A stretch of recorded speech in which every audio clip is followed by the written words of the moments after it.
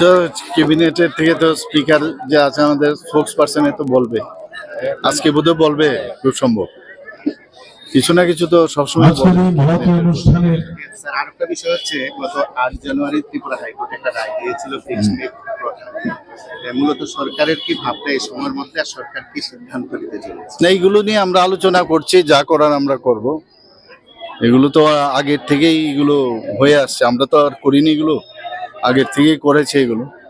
তো আমরা এই বসে আমরা সব মিনিস্টারদের সাথে কথা বলছি, অফিসারদের সাথে কথা বলছি আগামী দিন আমরা কি করব না করব। কারণ এটার যেমন একদিকে অ্যাডভান্টেজও আছে, ডিসঅ্যাডভান্টেজও আছে। কোনো একটা কারণেই তো এটা করেছে, তো আমরা দেখবো, এটা চিন্তা করবো না। সরকার কি মানে এসএলপি করবে না? না, এটা এখনো ফাইনাল হয়নি, আমরা তো কথাবার্তা বলছি কি করা যায়।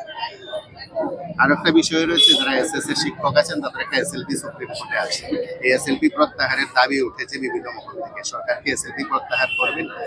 না, সেগুলো তো এখন কি করে বলবো, এসএলপি করেছে তো আবার এসএলপি প্রত্যাহার, এইগুলো তো মানে এইভাবে তো এক্ষুনি বলা যাবে না, ঠিক না? কারণ এইগুলো তো অনেক তর্ক বিতর্কের বিষয় আছে।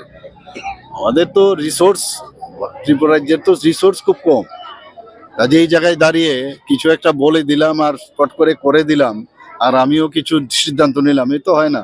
সরকার তো আগে বাঁচতে হবে, এটা কিছু হলো, এ তো হয় না এইভাবে।